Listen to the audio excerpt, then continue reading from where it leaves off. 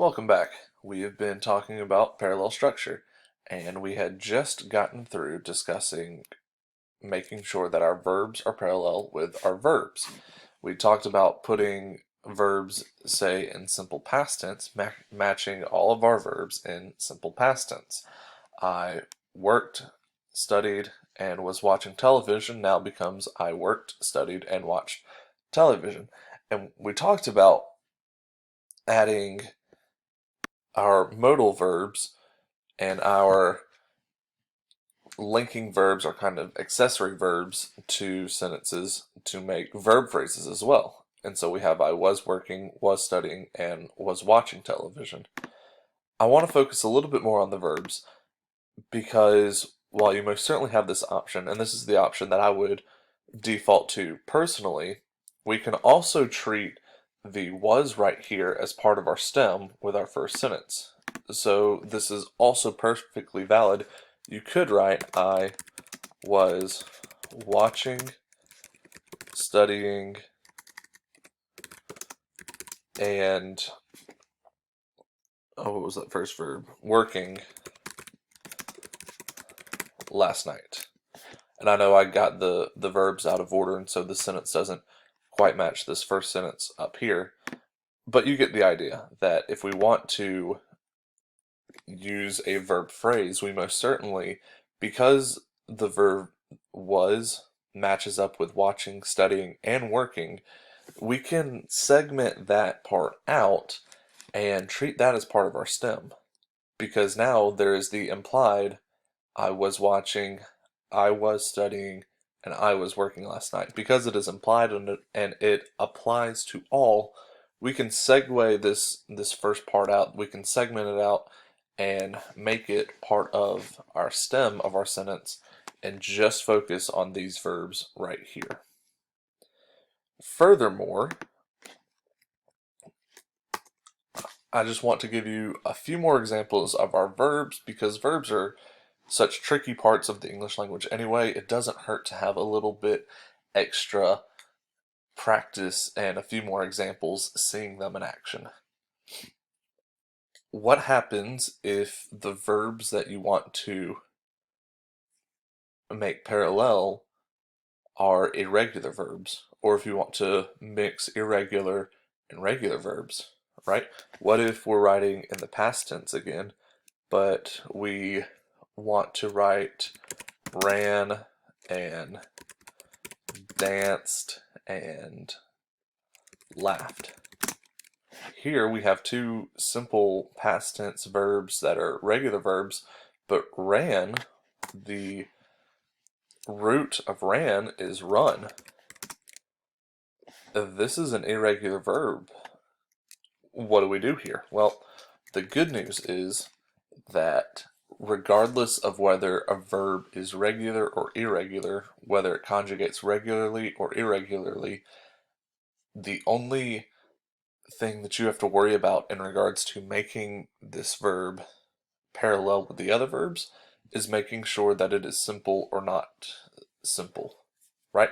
So we ran, danced, and laughed yesterday is a perfectly valid parallel sentence that doesn't need any other kind of modification. All of our verbs are in the simple past tense and we're good to go. We could say we were running,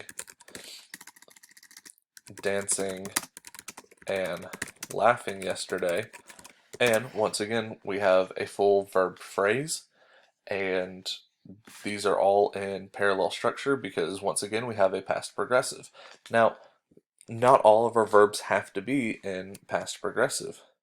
We can do any other kind of verb style. We run, laugh, and dance on Tuesdays. Sure. Or we are running, skipping, and jumping outside because it's finally a sunny day. Here we have present progressive verbs.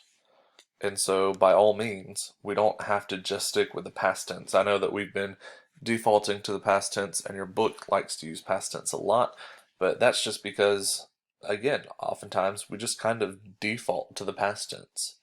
But by all means, you can use parallel structure for any verb tense, simple verbs, verb phrases, anything that you need to. You can make a verb, you can make several verbs parallel.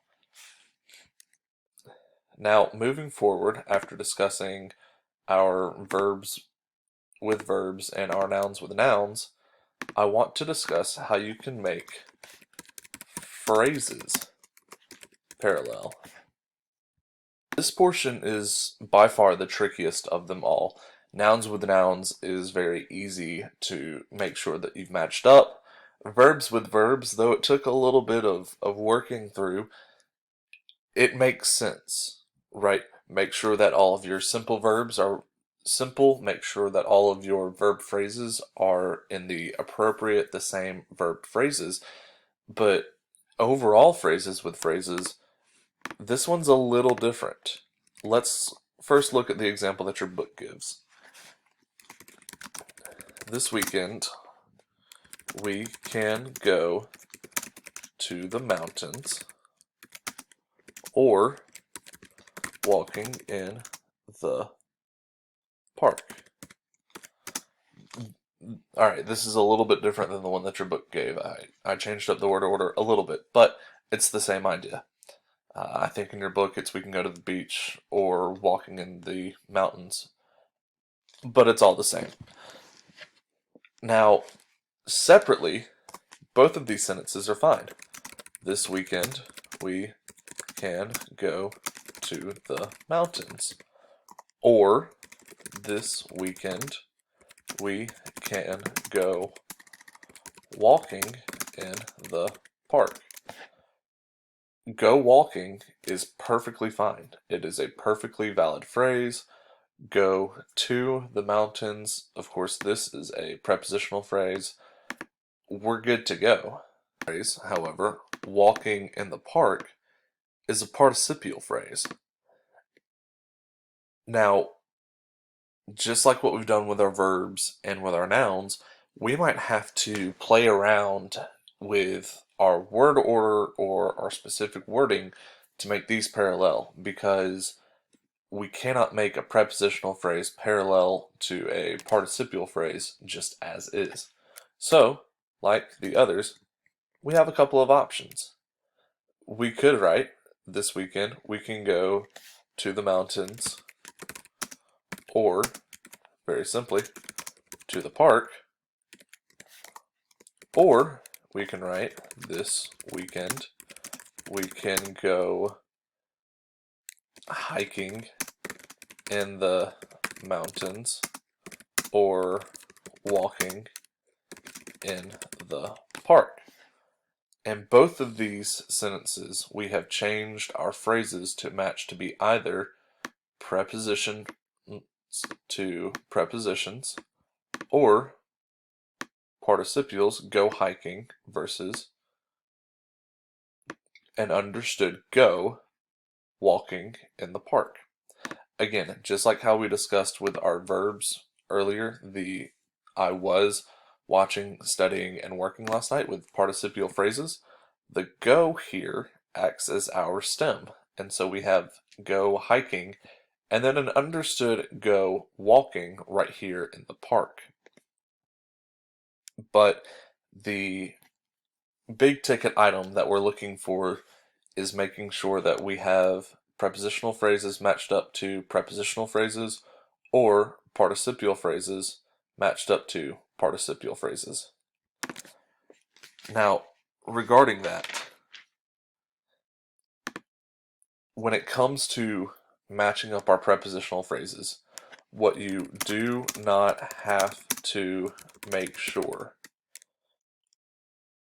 you do not have to make sure that all of your prepositions are exactly the same. For instance, you could say, I want to drive. No, you don't. I want to walk to the park to the barn and through the woods. In all of these, we have to the park and to the barn, but through is not to. However, this is a prepositional phrase, this is a prepositional phrase, and through is a prepositional phrase.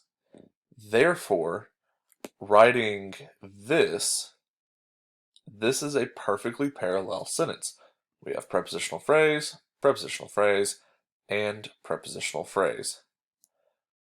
Here's the other thing that I want to make sure that we're on the same page about.